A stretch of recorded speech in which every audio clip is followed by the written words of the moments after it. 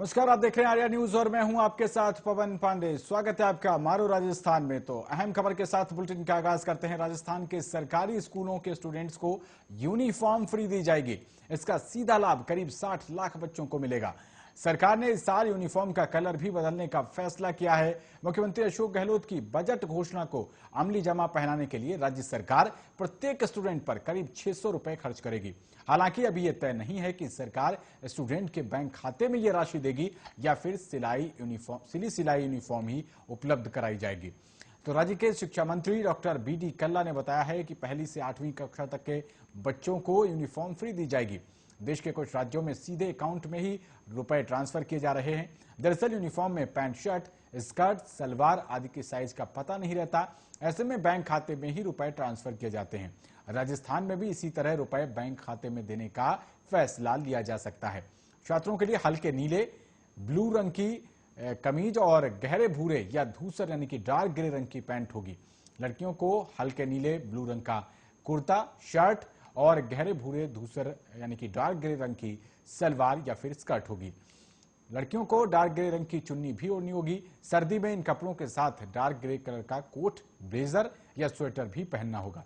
वैसे तो स्टूडेंट्स को इसी सत्र में ये यूनिफॉर्म पहननी है, लेकिन इसका दबाव नहीं होगा।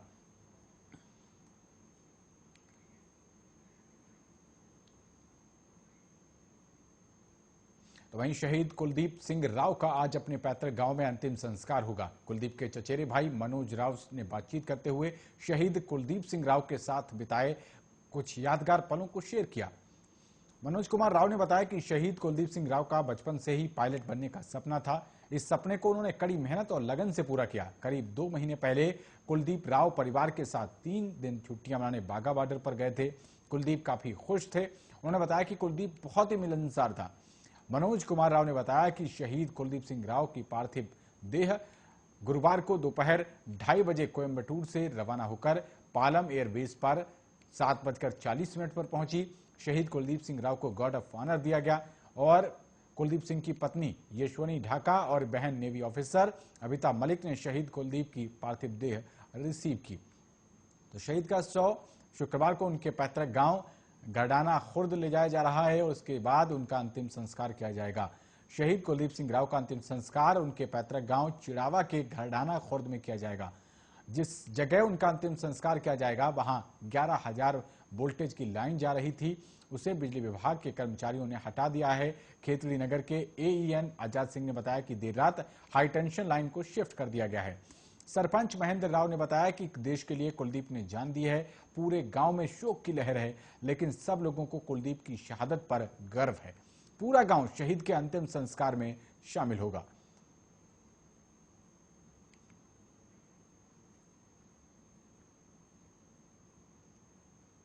आगे बढ़ते हैं। राजस्थान के जयपुर में कोरोना वायरस के नए वेरिएंट ओमिक्रॉन से पॉजिटिव सभी 9 मरीजों की रिपोर्ट नेगेटिव आ गई है। राजस्थान स्वास्थ्य विभाग के मुताबिक सभी मरीजों को आरयूएचएस अस्पताल से डिस्चार्ज कर दिया गया है। साथ ही उन्हें 7 दिनों तक होम क्वारंटीन में रहने की सलाह दी गई है। बता दें कि राज्य में पहली बार 5 दिसंबर को जयपुर में 9 लोगों के कोरोना वायरस के नए स्वरूप ओमिक्रॉन से संक्रमित होने की पुष्टि हुई थी। इनमें 4 लोग दक्षिण अफ्रीका से लौटे थे और 5 उनके संपर्क में आए उनके रिश्तेदार थे। अधिकारियों ने बताया कि दक्षिण अफ्रीका से लौटे परिवार समेत उनके संपर्क में आए 34 लोगों के नमूने लिए गए थे, जिनमें से 9 लोगों के ओमिक्रॉन से संक्रमित होने की पुष्टि हुई, जबकि 25 लोगों की रिपोर्ट नेगेटिव आई। बता दें कि ओमिक्रॉन वेरिएंट का सबसे पहला मामला कर्नाटक में 2 दिसंबर को आया था। देश में अब तक इस वेरिएंट के 23 लोग पॉजिटिव सामने आए हैं। ओमिक्रॉन के सबसे अधिक 10 मामले महाराष्ट्र में हैं। वैश्विक स्तर पर ओमिक्रॉन वेरिएंट के 2303 मामले हैं। इसी बीच डीजीसीए ने बृहस्पतिवार को कहा था कि भारत अपनी निर्धारित अंतर्राष्ट्रीय यात्री उड़ानों को अगले साल 31 जनवरी तक निलंबित रखेगा। डीजीसीए ने कोरोना वायरस स्वरूप ओमिक्रॉन को लेकर बढ़ती चिंताओं के बीच 1 दिसंबर को यह फैसला लिया था कि वो निर्धारित अंतर्राष्ट्रीय उड़ानों को 15 दिसंबर से बहाल नहीं करेगा। उससे 1 हफ्ते पहले ही उसने घोषणा की थी कि वो निर्धारित अंतर्राष्ट्रीय उड़ानों को फिर से शुरू करने जा रहा है।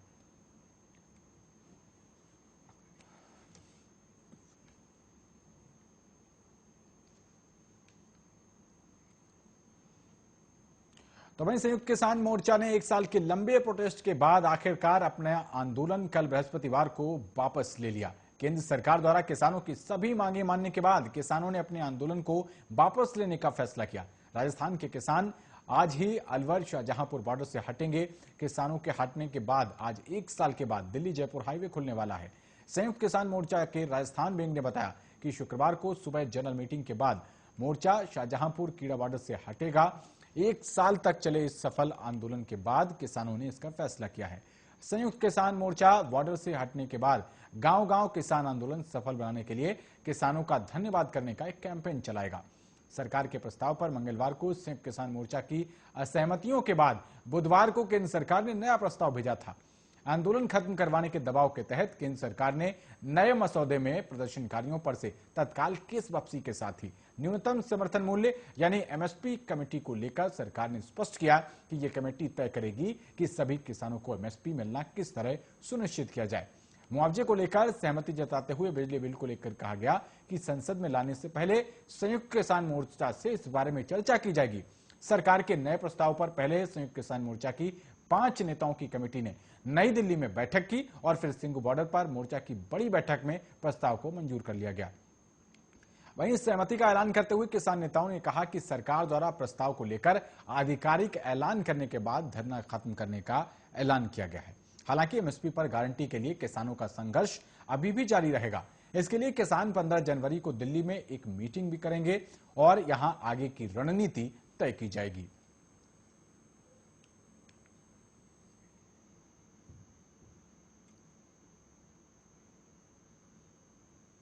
तो भारत पाकिस्तान बॉर्डर पर स्थित किशनगढ़ फायरिंग रेंज में रात 9 बजे सेना के वाहन से पलटने से एक बीएसएफ जवान की मौत हो गई और 2 जवान घायल हो गए।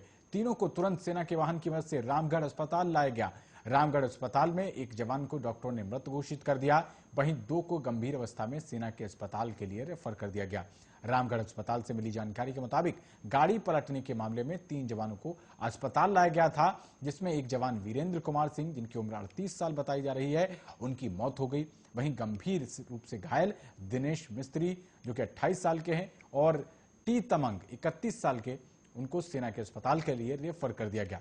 बताया जा रहा है कि तीनों जवान 50वीं वाहिनी सीमा सुरक्षा बल के हैं और बाड़मेर से फायरिंग अभ्यास में भाग लेने के लिए किशनगढ़ फायरिंग रेंज जैसलमेर आए थे।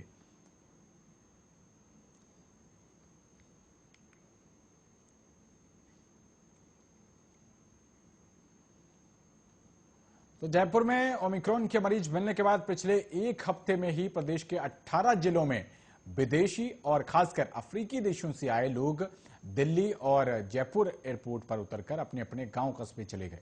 एक बार नेगेटिव रिपोर्ट देख उनको छोड़ दिया। अब उनमें से कितने लोग पॉजिटिव आए या संक्रमण की चेन का वो हिस्सा हैं, उनकी ट्रेसिंग भारी पड़ रही है। ऐसे लोगों की संख्या 4105 से भी अधिक है। चिकित्सा एवं स्वास्थ्य विभाग ने ओमिक्रॉन आने से पहले ही 2 महीने से कोविड नियंत्रण के लिए 5 फोल्ड रणनीति बनाई थी। इसमें मरीजों की टेस्टिंग, ट्रैकिंग, ट्रेसिंग और ट्रीटमेंट बढ़ाने के साथ ही कोविड बिहेवियर की आदत से जनता को जागरूक करने का काम था। लेकिन इन 5 काम में विभाग कमजोर साबित हुआ और ओमिक्रॉन के मरीज मिले तो आदर्श नगर से 5 लोगों को अस्पताल में भर्ती करने के बाद जब एक और परिजन जो है वो पॉजिटिव आया तो घर पर ही क्वारंटाइन कर दिया गया। नवंबर में औसतन 18,000 से 20,000 ही सैंपल डेली लिए गए और स्वास्थ्य मंत्री परसादी लाल मीणा ने 1 लाख कम से कम सैंपल रोज लेने की सख्ती की। फिर भी अभी तक 40,000 सैंपल भी नहीं लिए जा पा रहे हैं और विदेश से आने वाले लोगों की ट्रेसिंग का हाल तो और भी बुरा है। केवल उनकी एक बार नेगेटिव रिपोर्ट देखकर छोड़ दिया जा रहा है। वे अब राजस्थान में कहां घूम रहे हैं, पकड़ में नहीं आ रहे। चिकित्सा और स्वास्थ्य विभाग की तरफ से मंत्रालय को भेजी गई रिपोर्ट के मुताबिक नवंबर के अंतिम 15 दिन में 10 जिले तो ऐसे रहे जिनके रोज के 10 लाख आबादी पर सैंपल 200 भी नहीं रहे। भरतपुर की सैंपलिंग तो 10 लाख जनसंख्या पर मात्र 57 रही। वहीं छोटे जिलों में माने जाने वाले प्रतापगढ़ ने 33 जिलों में सबसे अधिक सैंपलिंग 587 प्रति 10 लाख आबादी पर की है।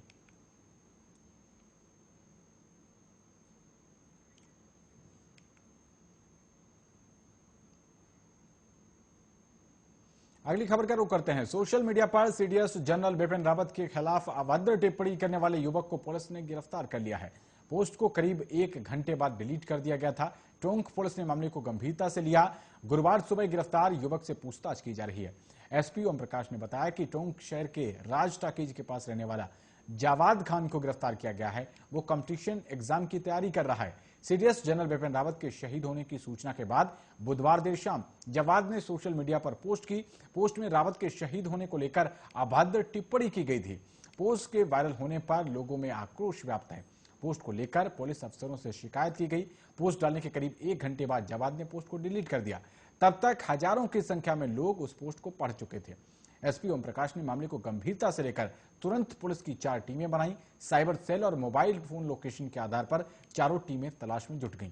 रात भर जाबाद की तलाश में पुलिस दबिश देती रही। आखिरकार गुरुवार सुबह मोबाइल लोकेशन के आधार पर जाबाद को पकड़ लिया गया।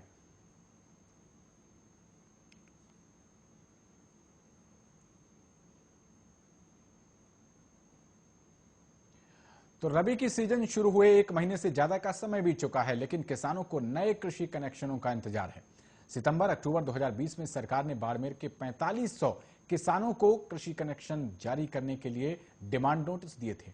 इसके बाद किसानों ने डिमांड नोटिस के हिसाब से राशि भी भर दी। डिमांड राशि भरने के 1 साल बाद भी किसानों को बिजली कनेक्शनों का इंतजार बना हुआ है।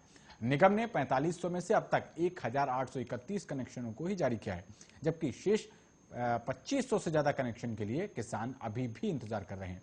सामग्री के अभाव में किसानों को समय पर कृषि कनेक्शन नहीं मिल पा रहे, जबकि बूंद बूंद एसी एसटी के कनेक्शन हाथों हाथ दिए जा रहे हैं।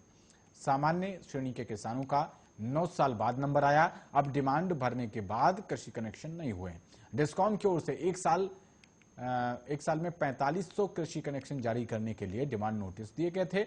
इनमें से अधिकांश किसानों ने डिमांड नोटिस के हिसाब से राशि जमा करवा दी, लेकिन उन्हें कृषि कनेक्शन नहीं दिए गए। 1 साल में आधे भी कनेक्शन नहीं हुए हैं। अब तक 1831 कनेक्शनों का काम ही पूरा हुआ है, जबकि करीब 2700 कनेक्शन के डिमांड भरने के बाद किसानों को कनेक्शन का इंतजार है। डिस्कॉम ने दिसंबर 2012 तक कृषि कनेक्शनों की फाइलों के डिमांड नोटिस सितंबर 2020 में जारी किए थे। 9 साल के इंतजार के बाद कृषि कनेक्शन के लिए नंबर आया। इसके 1 साल बाद भी कनेक्शन नहीं मिले हैं, जबकि प्रावधान है कि डिमांड भरने के 90 दिनों में कृषि कनेक्शन लगाना होता है। ऐसे में किसान परेशान हैं कि इस बार की रबी सीजन में खेती करनी थी, लेकिन कनेक्शन नहीं मिलने से उनकी सीजन बर्बाद चली गई।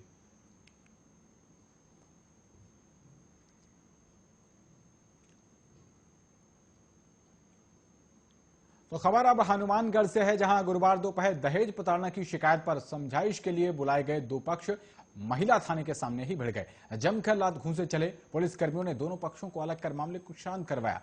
दोनों पक्षों की ओर से इस संबंध में मामला दर्ज नहीं करवाया गया है। पुलिस ने बताया कि रजनी नाम की महिला ने 6 दिसंबर को महिला सुरक्षा सलाहकार में दहेज प्रताड़ना की शिकायत दी थी और शिकायत में बताया गया कि 3 साल पहले उसकी शादी जाखड़ा वाली गांव के सुरेश नाम के युवक के साथ हुई थी। मामले में दोपहर करीब 3:30 बजे दोनों पक्षों को समझौते के लिए महिला थाने के परामर्श केंद्र पर बुलाया गया। समझौते से पहले ही परामर्श केंद्र में तैनात स्टाफ ने दोनों पक्षों को बाहर बैठने के लिए कहा। दोनों पक्ष थाने के बाहर बैठ गए, लेकिन यहां समझौते की बजाय गाली गलौज शुरू हो गई। इसके बाद दोनों पक्ष आपस में भिड़ गए और मारपीट करने लगे। शोर शराबा सुनकर पुलिसकर्मी थाने से बाहर आए और बीच बचाव किया। इसके बाद लड़के का जो पक्ष था वो बाहर से ही वापस लौट गया। महिला पक्ष थाने में आकर बैठ गया और इसके बाद आगे की कार्रवाई में पुलिस जुटी हुई है।